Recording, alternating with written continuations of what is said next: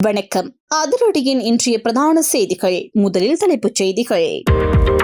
நாட்டிற்கு சுற்றுலா வந்த துருக்கி நாட்டு பெண்ணிற்கு சுற்றுலா வழிகாட்டிகள் செய்த மோசமான செயல். காணாமல் போன பெருந்தொகை பணம். நடந்தது என்ன? பிள்ளையானின் வதை முகாமில் வதைக்கப்பட்டு எரிக்கப்பட்ட பேராசிரியர் ரவீந்திரநாத். சிஐடி விசாரணையில் அம்பலமாகும் திடுக்கிடும் உண்மைகள். வவுனியாவில் போலீசார் இருவர் செய்த மோசமான செயல். சோதனையில் உடைமையில் சிக்கிய ஆபத்தான பொருட்கள். மீட்கப்பட்டது என்ன? அனுர் அரசு புலிகளின் தேவைகளை நிறைவேற்றுகிறதா? வழமை போல் தனது இனவாதத்தை கக்கிய சரத் வீரசேகர. வெளியிடப்பட்ட மோசமான கருத்துக்கள். உயர்தர பரீட்சையில் அதிக பெறுபேறுகளை பெற்ற இளைஞனுக்கு நேர்ந்த சோகம். அதிர்ச்சியில் உறைந்து போன குடும்பத்தினர். நடந்தது என்ன? மயானத்தில் இருந்து வந்த துர்நாற்றம். இறந்தவரின் சடலத்தை தோண்டி தலையை மட்டும் எடுத்துச் சென்ற மர்மம். வவுனியாவை அதிர வைத்த திடுக்கிடும் சம்பவம். தென்னிலங்கையை அதிர வைக்க காத்திருந்த துப்பாக்கிச் சூடுகள். நிலத்தில் தோண்டி எடுக்கப்பட்ட தோட்டாக்கள். அம்பலமான பாதாள குழுவின் பாரிய கொலைச்சதி. அதிரடி காட்டிய சிஐடி. மக்களே அவதானம். போலி விளம்பரங்களினூடாக இடம்பெறும் மோசடிகள். விடுக்கப்பட்ட அவசர எச்சரிக்கை. தொடர்பான விரிவான செய்திகள். விரிவான செய்திகளுக்கு செல்ல முன்னர் இது போன்ற செய்திகளை உடனுக்குடன் அறிந்து கொள்ள எமது அதிரடி சேனலை சப்ஸ்கிரைப் செய்து கொள்ளுங்கள். மாத்தறை வெளிகம பகுதியில் துருக்கி நாட்டு பெண்ணொருவர் பாலியல் வன்புணர்வுக்கு உள்ளாக்கப்பட்ட சம்பவம் தொடர்பில் முக்கிய தகவல்கள் வெளியாகியுள்ளன. வெளிகமவில் உள்ள விருந்தகம் ஒன்றில் தங்கியிருந்த 31 வயதுடைய துருக்கி நாட்டு பெண்ணே இந்த சம்பவத்திற்கு உள்ளாகியுள்ளார். இந்த சம்பவம் தொடர்பில் 2 சுற்றுலா வழிகாட்டிகள் காவல்துறையினரால் கைது செய்யப்பட்டுள்ளனர். குறித்த சுற்றுலா வழிகாட்டிகள் அந்த பெண்ணுடன் ஒரு மதுபானகத்துக்கு சென்று மது அருந்தியதை அடுத்து பின்னர் அவரை பாலியல் வன்புணர்வுக்கு உள்ளாக்கியுள்ளதாக காவல்துறையினர் தெரிவித்துள்ளனர். இதற்கு பிறகு அந்த பெண்ணிடமிருந்து பணமும் திருடப்பட்டுள்ளதாக தெரிவிக்கப்படுகின்றது. அவரது ஏடிஎம் அட்டையை பயன்படுத்தி சுமார் 1,14,000 ரூபாய் பணம் மோசடி செய்யப்பட்டுள்ளதாக குற்றச்சாட்டு முன்வைக்கப்பட்டுள்ளது. சம்பவத்திற்கு உள்ளான பெண் தற்போது மேலதிக மருத்துவ பரிசோதனைகளுக்காக மாத்தறை பொது மருத்துவமனையில் அனுமதிக்கப்பட்டுள்ளார். இந்த சம்பவம் தொடர்பான மேலதிக விசாரணைகளை காவல்துறையினர் தொடர்ந்து முன்னெடுத்து வருகின்றனர். அண்மையில் வெளியான கல்வி பொது தராதர உயர்தர பரீட்சையில் சிறந்த பெறுபேற்றை பெற்று யாழ்ப்பாணம் இந்து கல்லூரி மாணவன் ஒருவர் திடீரென உயிரிழந்த சம்பவம் பெரும் துயரத்தை ஏற்படுத்தியுள்ளது. யாழ்ப்பாணம் இனிவிளை சேர்ந்த 19 வயதான லவன் அக்ஷயன் என்பவரே நேற்று காலை உயிரிழந்துள்ளார். குறித்த மாணவன் யாழ்ப்பாணம் இந்து கல்லூரியில் கல்வி கற்று கணித பிரிவில் 2025ஆம் ஆண்டுக்கான உயர்தர பரீட்சைக்கு தோற்றியிருந்தார். அதன்படி அண்மையில் வெளியான பெறுபேறுகளில் 3 சித்திகளை பெற்று யாழ் மாவட்ட ரீதியில் 24வது இடத்தை பிடித்து சாதனை படைத்திருந்தார்.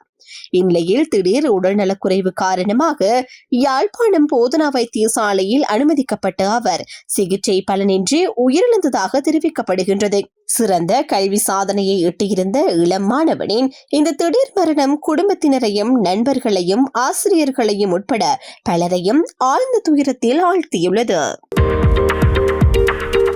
வவுனியா பகுதியில் புதைக்கப்பட்ட சடலத்தின் தலையை அகற்றி சென்ற அதிர்ச்சிகரமான சம்பவம் ஒன்று பதிவாகியுள்ளது. இந்த சம்பவம் வவுனியா மகாரம்பைக்குளம் பகுதியில் இடம்பெற்றதாக காவல்துறையினர் தெரிவித்துள்ளனர். மேலும் தெரிய வருவதாவது, இளம் குடும்பஸ்தர் ஒருவர் 3 மாதங்களுக்கு முன்பு அகால மரணமடைந்திருந்த நிலையில் மரண விசாரணைகளின் பின்னர் அவரது சடலம் கருப்பணிச்சான் குளம் மயானத்தில் புதைக்கப்பட்டிருந்தது. இந்நிலையில் அண்மையில் அதே மயானத்தில் மற்றொரு இறுதி சடங்கு நடைபெற்றதாகவும் தெரிவிக்கப்படுகின்றது. அதன் பின்னர் குறித்த பகுதியிலிருந்து துர்நாற்றம் வீசியதை அடுத்து பொதுமக்கள் அங்கு சென்று பார்வையிட்ட போது இந்த சம்பவம் வெளிச்சத்துக்கு வந்துள்ளது. இதனைத் தொடர்ந்து சடலம் புதைக்கப்பட்ட இடத்தை மீண்டும் தோண்டி பார்த்த போது உயிரிழந்தவரின் தலையை இனம் தெரியாத நபர்கள் அகற்றி சென்றுள்ளதாக அவரது பெற்றோர் தெரிவித்துள்ளனர். இந்த சம்பவம் தொடர்பில் வவுனியா காவல் நிலையத்தில் முறைப்பாடு பதிவு செய்யப்பட்டுள்ளதுடன் வவுனியா குற்றத்தடுப்பு காவல்துறையினர் தீவிர விசாரணைகளை முன்னெடுத்து வருகின்றனர். இந்த சம்பவம் அப்பகுதியில் பெரும் பதற்றத்தையும் அச்சத்தையும் ஏற்படுத்தியுள்ளது. பாரிய அளவிலான போதைப்பொருள் கடத்தல்காரரான கரந்தனிய சுத்தாவின் எதிரி தரப்பை சேர்ந்த முக்கிய நபரை படுகொலை செய்ய திட்டமிடப்பட்டிருந்த 4 சந்தேக நபர்கள் கைது செய்யப்பட்டுள்ளனர். இந்த நடவடிக்கையின் போது அவர்களிடமிருந்து மொத்தம் 109 துப்பாக்கி ரவைகள் மீட்கப்பட்டுள்ளதாக போலீசார் தெரிவித்துள்ளனர். ஒழுங்கமைக்கப்பட்ட குற்ற செயல்களில் ஈடுபட்டு வரும் சோப்பன ஹிந்தி ஜெயலத்தி சில்வாவின் சகோதரரான ராஜ் எனப்படும் சனத்தி சில்வாவுக்கு சொந்தமான வீட்டில் தங்கியிருந்த போதே இந்த நால்வரும் எல்பிட்டிய போலீஸ் விசேட அதிரடிப்படையினரால் கடந்த 30ஆம் தேதி கைது செய்யப்பட்டனர். கைது செய்யப்பட்டவர்களிடம் முன்னெடுக்கப்பட்ட ஆரம்பகட்ட விசாரணைகளில் கரந்தனி சுத்தாவின் எதிரி தரப்பை சேர்ந்த முக்கிய உறுப்பினரை கொலை செய்ய நீண்ட காலமாக திட்டமிட்டு வந்தமே தெரிய வந்துள்ளது. மேலும் இவர்கள் ஏற்கனவே பல கொலை சம்பவங்களுடன் தொடர்புடையவர்களாகவும் போலீசாரால் தேடப்பட்டு வந்தவர்களாகவும் தெரிய வந்துள்ளது. இதேவேளை தடுத்து வைத்து விசாரணைக்கு உட்படுத்தப்பட்ட ஒருவரின் தகவலின் அடிப்படையில் மேட்டியாகுட பகுதியில் உள்ள அவரது வீட்டின் பின்புறத்தில் நிலத்தில் புதைக்கப்பட்டிருந்த வெடிபொருட்கள் மீட்கப்பட்டுள்ளன. இதன்போது T-56 ரக துப்பாக்கிக்கான 96 ரவைகளும் 9 மில்லிமீட்டர் ரக 13 ரவைகளும் கைப்பற்றப்பட்டுள்ளன. சம்பவம் தொடர்பில் மேட்டியாகுட போலீசார் மேலதிக விசாரணைகளை தொடர்ந்து தீவிரப்படுத்தியுள்ளனர். கிழக்கு பல்கலைக்கழகத்தின் முன்னாள் பேராசிரியர் சிவசுப்பிரமணியம் ரவீந்திரநாத் காணாமல் போனது தொடர்பாக குற்றப்புலனாய்வு திணைக்களத்தால் கைது செய்யப்பட்ட முன்னாள் ராஜாங்க அமைச்சர் சிவனேசன் துரை சந்திரகாந்தன் எனப்படும் பிள்ளையானை சட்டமா அதிபரின் அறிவுரை வரும் வரை விளக்கமறியலில் வைக்குமாறு கல்கிசை நீதவான் பசான் அமரசேன உத்தரவிட்டுள்ளார். 2006ஆம் ஆண்டு இடம்பெற்றதாக கூறப்படும் இந்த காணாமல் போதல் சம்பவம் தொடர்பாக காவல்துறை மாதிபரின் உத்தரவின் பேரில் முன்னெடுக்கப்பட்ட விசாரணைகளின் அடிப்படையில் இதுவரை 5 சந்தேக நபர்கள் நீதிமன்றத்தில் முன்னிலைப்படுத்தப்பட்டுள்ளனர். மேலும் இந்த வழக்கில் பிள்ளையானை முதல் சந்தேக நபராக குற்றப்புலனாய்வு திணைக்களம் குறிப்பிட்டுள்ளது. குற்றப்புலனாய்வு துறையின் தடுப்பு காவல் உத்தரவின் கீழ் கிட்டத்தட்ட 359 நாட்கள் தடுத்து வைக்கப்பட்டுள்ள பிள்ளையானுக்காக சட்டத்திரணி உதயகம்மன்பில நீதிமன்றத்தில் முன்னிலையாகி பயங்கரவாத தடுப்பு சட்டத்தின் கீழ் நீதிமன்றத்தில் முன்னிலைப்படுத்துவதற்கு எதிர்ப்பு தெரிவித்துள்ளார். இந்நிலையில் கொழும்பு வெள்ளைவானில் பேராசிரியர் கடத்தப்பட்டு கொலை செய்யப்பட்ட சம்பவம் தொடர்பான விசாரணைகளே இந்த நீண்ட கால தடுப்பு காவலுக்கான முக்கிய காரணமாக கூறப்படுகின்றது. விசாரணைகளில் வெளிவந்த தகவல்களின்படி கடத்தப்பட்ட பேராசிரியர் பின்னர் மட்டக்களப்பு பகுதியில் உள்ள சித்திரவதை கூடத்திற்கு அழைத்து செல்லப்பட்டு அங்கு கொலை செய்யப்பட்டதாக தெரிவிக்கப்படுகின்றது. அந்த காலப்பகுதியில் ஒரு காவல்துறை அதிகாரி உட்பட சுமார் 5 பேர் கொலை செய்யப்பட்டதாகவும் தகவல்கள் வெளியாகியுள்ளன. மேலும் பிள்ளையான் சட்டவிரோத வெள்ளைவான் செயல்பாடுகளுடன் தொடர்புடையவர் என்று ஆதாரங்கள் தற்போது உறுதிப்படுத்தப்பட்டுள்ளதாகவும் தெரிவிக்கப்படுகின்றது. இதேவேளை விடுதலை புலிகள் இயக்கத்திலிருந்து பிரிந்து அரசாங்கத்தில் இணைந்த கருணா மற்றும் பிள்ளையான் ஆகியோருக்கு பயங்கரவாத எதிர்ப்பு நடவடிக்கைகளுக்காக வழங்கப்பட்ட ஆயுதங்கள் குறித்தும் விசாரணைகள் முன்னெடுக்கப்பட்டு வருகின்றன. T-56 ரக துப்பாக்கிகள், கை துப்பாக்கிகள், இயந்திர துப்பாக்கிகள், இலகு ரக இயந்திர துப்பாக்கிகள், மோட்டார்கள் மற்றும் 9 மில்லிமீட்டர் துப்பாக்கிகள் உட்பட சுமார் 8000 பேருக்கு வழங்கப்பட்ட ஆயுதங்களில் போர் முடிவடைந்த பின்னர் குறைந்த எண்ணிக்கையை மீள ஒப்படைக்கப்பட்டுள்ளதாக தெரிவிக்கப்படுகின்றது. காணாமல் போன இந்த ஆயுதங்கள் பாதாள உலக நடவடிக்கைகளுக்கும் பல்வேறு கொலைகளுக்கும் பயன்படுத்தப்பட்டிருக்கலாம் என குற்றப்புலனாய்வு துறை சந்தேகிக்கின்றது. மேலும் பிள்ளையானும் அவரது குழுவினரும் தனிப்பட்ட விரோதங்களை அடிப்படையாக கொண்டு கடத்தல் மற்றும் கொலைகளில் ஈடுபட்டிருக்கலாம் எனவும் விசாரணைகளில் தெரிய வந்துள்ளது. இதற்கிடையில் உயிர்த்த ஞாயிறு தாக்குதல் தொடர்பாகவும் அதன் தலைவராக கருதப்படும் ஜக்ரானை சந்தித்தது தொடர்பாகவும் பிள்ளையான் குற்றவியல் நடைமுறை சட்டத்தின் 127வது பிரிவின் கீழ் நீதிபதி முன் ரகசிய வாக்குமூலம் ஒன்றையும் வழங்கியுள்ளார். இந்த வாக்குமூலத்தின் அடிப்படையில் சலியா என்ற நபரிடமும் வாக்குமூலம் பதிவு செய்யப்பட்டு மேலதிக விசாரணைகள் மேற்கொள்ளப்பட்டு வருகின்றன. இதேவேளை பிள்ளையானின் வழக்கறிஞரான உதயகம்மன்பில சலியாவுக்காகவும் முன்னிலையாகியுள்ளார். இந்த வழக்குடன் தொடர்புடைய அரசியல் கருத்துக்களும் பல்வேறு தரப்புகளில் வெளிப்பட்டு வருகின்றன.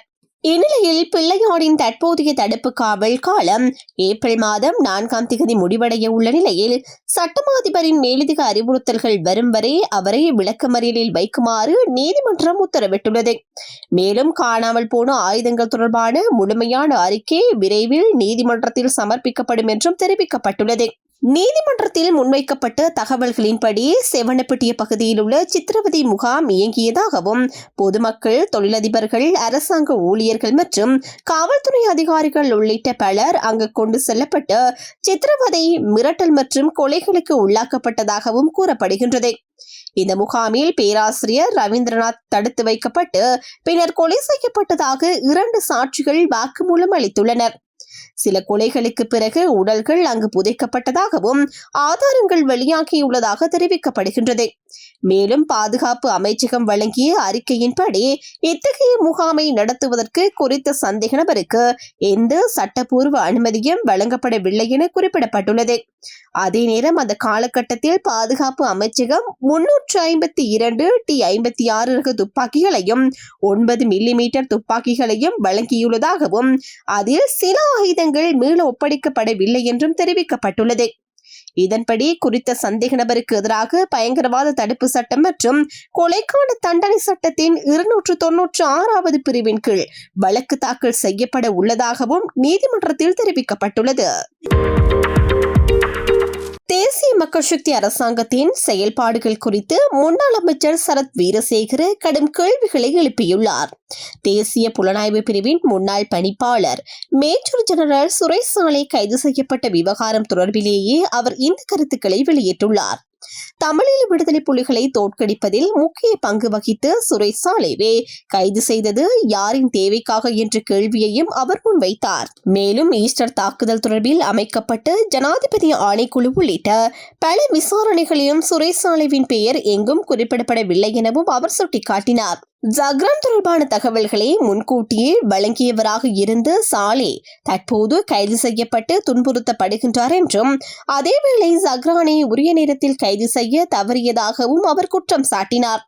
தாக்குதல் நடைபெறுவதற்கு 24 மணித்தியாலங்களுக்கு முன்பும் தாக்குதல் நடந்த தினத்தின் காலையிலும் வழங்கப்பட்ட தகவல்கள் புறக்கணிக்கப்பட்டதாகவும் அவர் தெரிவித்துள்ளார். உலகின் முக்கிய புலனாய்வு அமைப்புகளான FEA, ஸ்காட்லாந்து யார்டு உள்ளிட்ட அமைப்புகளும் இந்த தாக்குதல் குறித்து விசாரணை செய்து அறிக்கைகள் சமர்ப்பித்திருந்தாலும் அவற்றிலும் சுரேஷ் சாலேவின் பெயர் இடம்பெறவில்லை எனவும் அவர் கூறினார். இந்நிலையில் தற்போது அவரை 3வது சந்தேக நபராக குறிப்பிடுவது தொடர்பிலும் அவர் கேள்வி எழுப்பியுள்ளார். மேலும் சுரேஷ் சாலே தடுத்து வைக்கப்பட்டுள்ள இடத்தின் சூழல் குறித்தும் அவர் கவலை வெளியிட்டார். முன்பு ஆரோக்கியமாக இருந்த அவர் கைது செய்யப்பட்ட பின்னர் உடல்நலக் குறைவால் பாதிக்கப்பட்டுள்ளதாகவும் அவர் தெரிவித்தார். விடுதலை புலிகளை ஒழிப்பதில் பங்காற்றிய ஒருவரை இவ்வாறு கைது செய்து நடத்துவது புலம்பெயர் புலி ஆதரவாளர்களை திருப்திப்படுத்தும் நோக்கிலா எனவும் சரத் வீரசேகர அரசாங்கத்திடம் கேள்வி எழுப்பியுள்ளார்.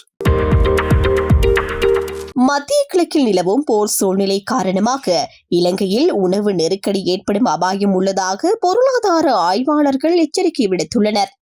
இந்த நிலைமை தொடர்ந்தால் நாட்டில் அனைத்து வகையான உணவுப் பொருட்களின் விலைகளும் சுமார் 15% வரை அதிகரிக்கக்கூடும் என அவர்கள் சுட்டிக்காட்டுகின்றனர். இதன் விளைவாக கீழ் நடுத்தர வர்த்தக மக்கள் மேலும் பொருளாதார ரீதியாக பாதிக்கப்படுவதுடன் பிறரை சார்ந்து வாழ வேண்டிய மக்களின் எண்ணிக்கையும் அதிகரிக்கக்கூடும் எனவும் அவர்கள் தெரிவித்துள்ளனர். இந்த விடயம் தொடர்பில் கருத்து தெரிவித்த பேராதனை பல்கலைக்கழகத்தின் பேராசிரியர் வசந்த அத்துக்கோரல தற்போதைய உலக சூழ்நிலையை முன்னிட்டு பல நாடுகள் உணவு பாதுகாப்பு நடவடிக்கைகளை ஏற்கனவே முன்னெடுத்துள்ளன என குறிப்பிட்டார். ஆனால் இலங்கை இன்னும் அந்த நிலையை எட்டவில்லை என்றும் அவர் சுட்டிக்காட்டினார். மத்திய கிழக்கில் போர் நீடித்தால் நாட்டில் பாரிய உணவு நெருக்கடியை தவிர்க்க முடியாது என்றும் அவர் எச்சரிக்கை விடுத்துள்ளார். பண்டிகை காலங்களை முன்னிட்டு தொலைபேசிகள் மற்றும் இணையம் ஊடாக நடைபெறும் சைபர் மோசடிகள் அதிகரித்து வருவதாக எச்சரிக்கை விடுக்கப்பட்டுள்ளது. இந்த தகவலை இலங்கை கணினி அவசர பதிலளிப்பு நிலையம் வெளியிட்டுள்ளது. இது குறித்து கருத்து தெரிவித்த சிரேஷ்ட தகவல் பாதுகாப்பு பொறியியலாளர் சரக்கு தமிழ் போல பண்டிகை காலங்களில் தள்ளுபடிகள், பரிசு பணம் அல்லது விசேட சலுகைகள் வழங்கப்படுவதாக கூறி போலியான விளம்பரங்கள் மற்றும் இணைய இணைப்புகள் பகிரப்படுகின்றன என தெரிவித்துள்ளார். இவ்வாறான தகவல்கள் சமூக வலைதளங்கள் மற்றும் இணையதளங்கள் வழியாக மக்களை ஏமாற்றும் நோக்கில் பகிரப்படுகின்றன என்றும் அவர் சுட்டிக்காட்டினார்.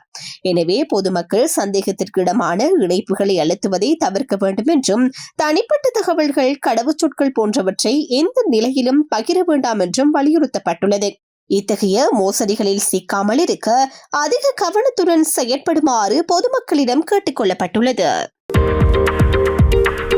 இத்துடன் அதிரடியின் இன்றைய பிரதான செய்திகள் நிறைவடைகின்றன. எமது செய்தி தொடர்பான உங்களுடைய கருத்துக்களை மறக்காமல் கமெண்டில் பதிவிடுங்கள்.